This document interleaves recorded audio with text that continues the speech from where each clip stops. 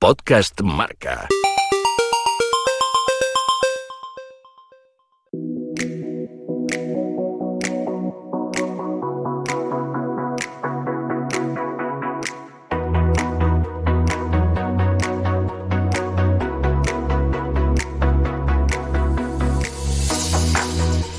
Nos quedan solo 24 horas para que Lille se convierta en el centro neurálgico del deporte mundial. Da igual ese campeonato del mundo de clubes que se está jugando al otro lado del charco. Al fin y al cabo, cuando hablamos de julio y hablamos de deporte, hablamos siempre del Tour de Francia, que vamos a vivir como siempre a tumba abierta, de la mano de Bicul. Nacho Lavarga, un día, camino de Francia y de un nuevo duelo, ya lo hemos repasado durante estos días. Vingegaard-Pogačar, contado el estado en el que llegan las dos estrellas, desarrollado un poquito también el estado de sus equipos que puedan ser clave, analizado el recorrido.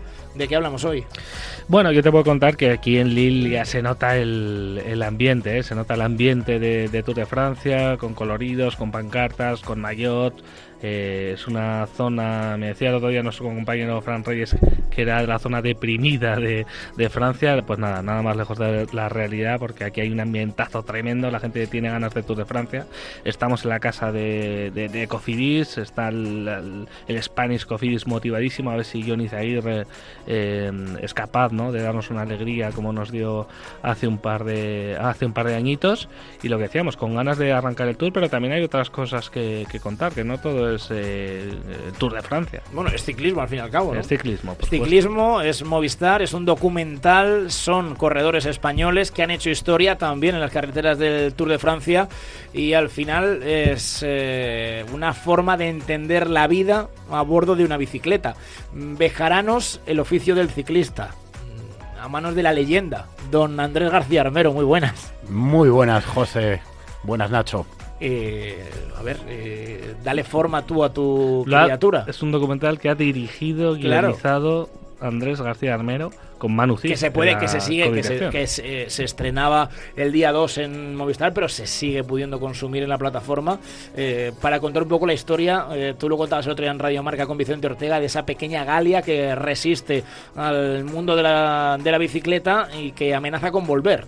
Lo decías tú en la introducción, José, al final es esa aldea gala donde los niños no soñaban con ser futbolistas, sino ciclistas. Ahí sí que les da igual el mundialito de fútbol. Ahí lo que van a ver es el Tour de Francia en Béjar. Se reúne la gente en los bares, igual que se van a reunir, me consta, para ver este documental que va a estar 2 años alojado en la plataforma de Movistar Plus.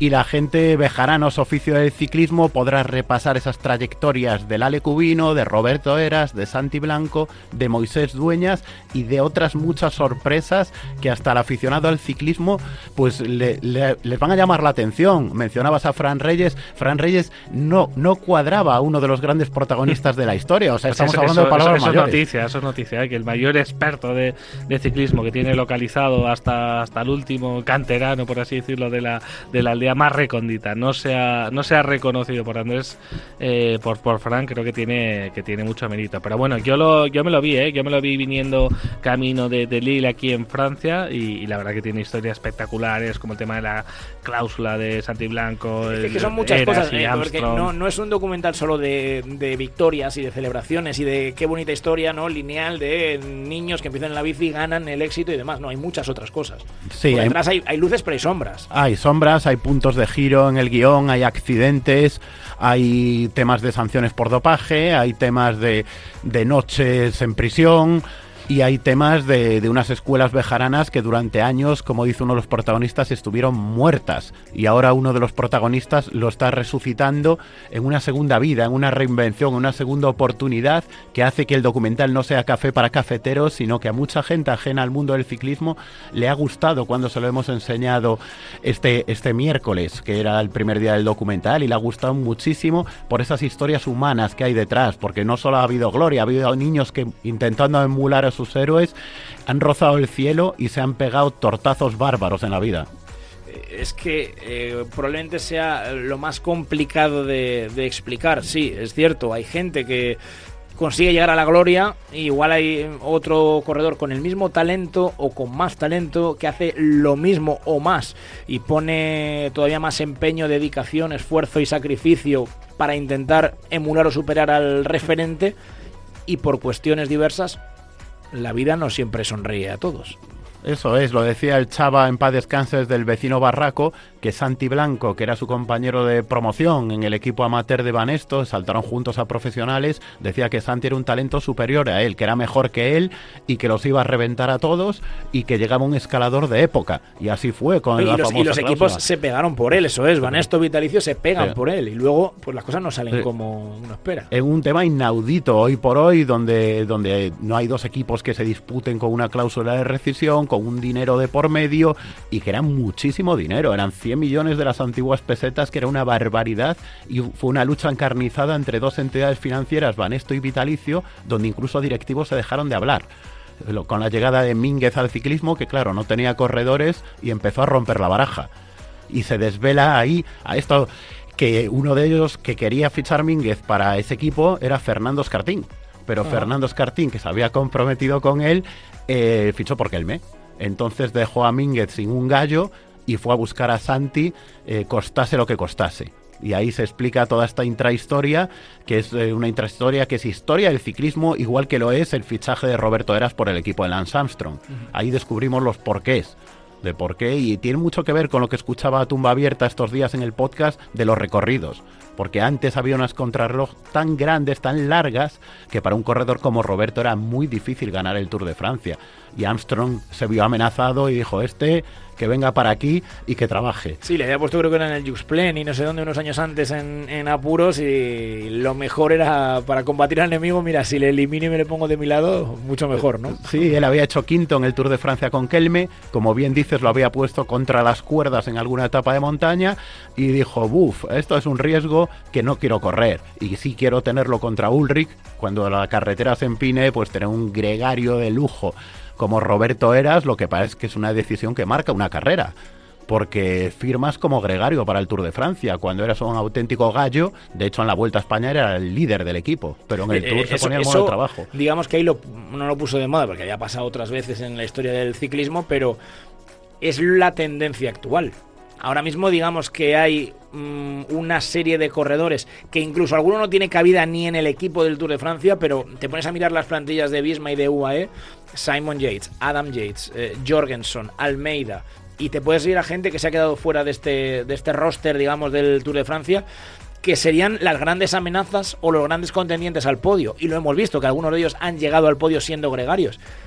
Y al final la diferencia presupuestaria o la pasta en el ciclismo también es muy influyente. No, totalmente. Es una decisión que marca una carrera y que marca una vida. Y estamos viendo, Juan Ayuso, que es... Habéis hecho reportajazos, tanto Nacho Lavarga en web y papel, tú en la radio habéis hablado varias veces. Juan Ayuso no es de los que lo metas por el aro. O sea, Juan quiere tener nombre propio, quiere tirar para adelante y él quiere ser un contendiente. No quiere ser... Pero son decisiones que tienes que tomar una vez en la vida, y cuando hay tanto dinero de por medio, es una carrera profesional corta, pueden venir accidentes, y entiendo perfectamente que se tomen las decisiones de ser súper gregario, eso sí, que haya buenos euros o buenos dólares de por medio, si no, no tiene sentido. Oye, Andrés, una curiosidad, en ese proceso de creación del documental, que hay tanto material que te lo vas encontrando, que te vas encontrando historias que no conocías, detalles, ¿cómo luego se guioniza todo? ¿Qué cambios de guión, qué giros que hablabas antes has hecho? ¿Cómo es ese trabajo para que luego quede un documento, digamos, tan redondo? Para mí lo importante es, en mi estilo, no guionizar absolutamente nada, porque suena muy artificial y porque... Solo hace David Sánchez en Radio Marca. Y así de bien le sale, oye. No, me refiero, cuando digo no guionizar, me refiero, di esta frase a este protagonista porque queda muy redonda. Yo eso no lo hago, respeto a quien lo hace. Hay documentales en Netflix maravillosos donde sí se dicen frases a cámara y quedan muy bien, pero para mi modo de ver, porque yo he mamado periodismo, yo soy un hombre de la M roja, de Marca, y para mí tienes un documento periodístico donde lo que digan sea 100% verdad y donde nadie me vete nada, y esto ha sido el caso. Cada uno ha respondido lo que ha querido a las cuestiones tanto de gloria como de drama, unos se han mojado más, otros menos, pero es su verdad. Y yo le doy altavoz a esa verdad, y me ha ayudado mucho el diario Marca a la hora de recomponer toda esta historia, porque hemos acudido pues a recortes de periódico de hace 40 años, de hace 35 años, donde los maestros Garay y compañía escribían la historia del deporte. Y luego que el oyente sepa también que los testimonios que existen son crudos Y luego son muy difíciles de conseguir, porque mira que yo soy pesado y mira que he llamado yo veces a Santi Blanco, a Roberto Eras y no cogen el teléfono, o sea, son gente muy campechana, muy sana y muy majos, pero lo de hablar ante un micrófono poco les gusta. No les gusta, por eso era una historia no contada, por su carácter, son a primera vista más introvertidos, luego son pedazos de pan todos, pero no les gustan los focos, no les gustan los medios, y por eso Béjar quizás no sea tan conocida, y les animamos, que seguro que si fuese una aldea en Italia, un pueblo en Italia, esto habría hasta peregrinaciones de la gente a esas montañas, pero por su carácter, pues no le sale de dentro venderse, pero es que ahora es el momento de venderse, porque esa escuela de ciclismo bejarana tiene que reflotar, no podemos estar tantos años sin que José Rodríguez en sus narraciones de Radio Marca diga aquello de "el corredor bejarano", porque hay que volverlo a decir, y corredoras, ya hay... Os lo cebo ahí un poco para el que no lo haya visto. Hay una sobrina de uno de los protagonistas que me dijo, tomando un vino, otro de los grandes protagonistas, en este caso Lale Cubino, me dice, esta va a ser Pata Negra. Y lo ha dicho Lale. Dice Lale que sabe de esto un rato, será verdad. Yo tengo dos para terminar. La primera, el testimonio que más te ha impactado a ti. Moisés Dueñas, sin ninguna duda, y cuento la intrahistoria. Yo no quería hablar con él antes de la entrevista, porque si no, vosotros como periodistas sabéis que después se pierde, no te lo cuenta de igual manera. Entonces fue curiosísimo, porque en Guijuelo estamos comiendo un bocadillo que era una flauta de, vamos, no sé, medía ahí medio metro. No me digas eso a estas horas, que me arrojo las tripas también. Pues escucha, ninguno hablaba con el otro, él porque es muy tímido, yo porque lo estaba haciendo a propósito para no pisarme luego con la entrevista, y era una situación donde, claro, la gente, el director de fotografía, el maquillador me decían, ¿te pasa algo? ¿Estás enfadado? Esto está siendo súper tenso. Y al final Moisés se abrió, contó la historia como nunca la había contado. Su hermano Héctor me decía, es que no os va a hablar, no os va a contar nada porque Moisés es muy tímido. Y Moisés se abrió y Moisés nos contó en primera persona las vicisitudes de aquel día, que fue el más duro de su vida, y es una persona que de verdad no se lo merecía. Si algo me he llevado claro de Béjar es que los Dueñas son una familia extraordinaria y que Moisés tiene un corazón enorme en todo lo que hace. Y ya la última que te hago, tú sabes de ciclismo, mójate, que mañana empieza el Tour de Francia.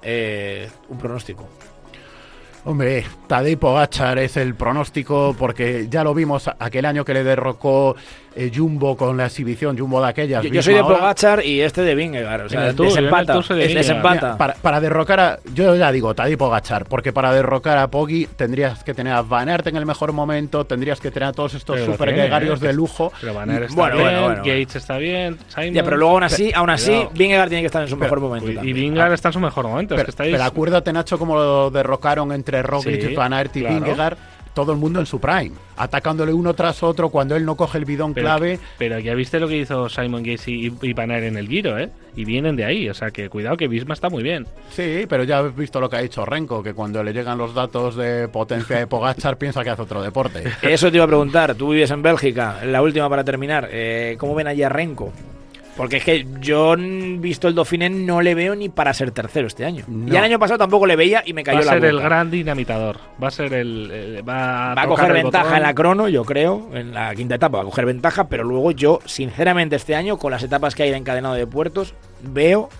Lo decía el año pasado y no pasó. Este año creo que sí, que se le va a atragantar la montaña.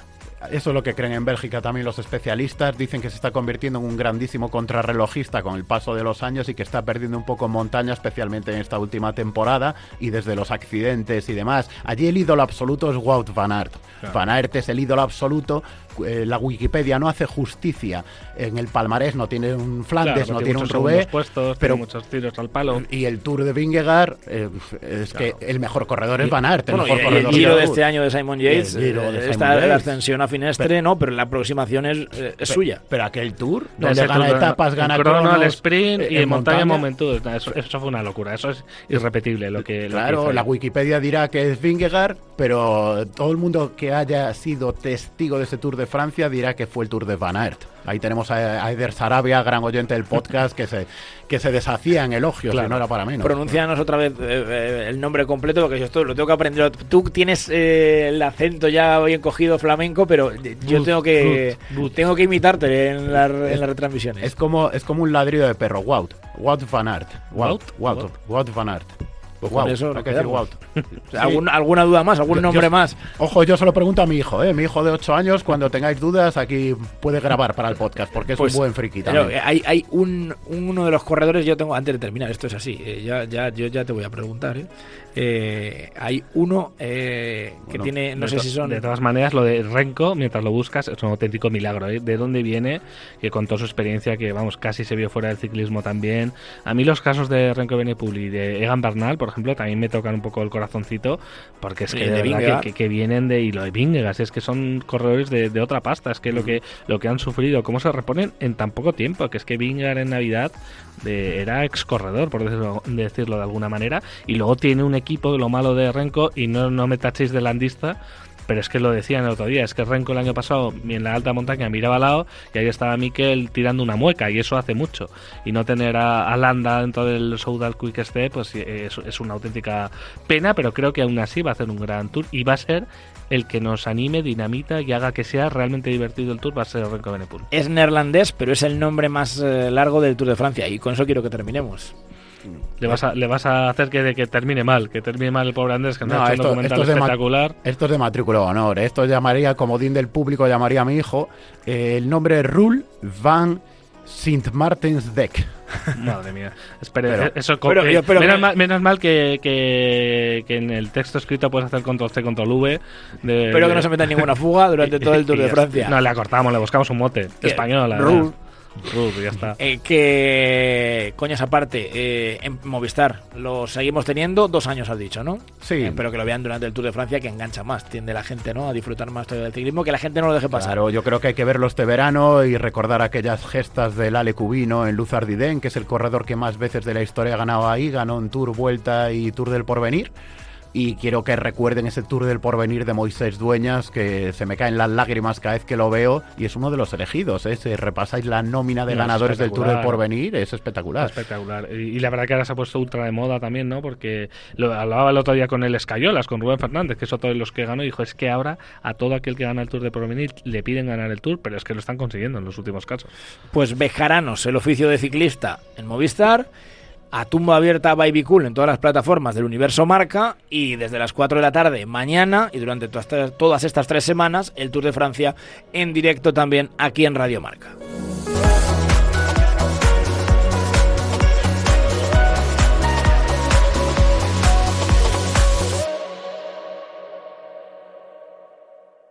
Podcast Marca.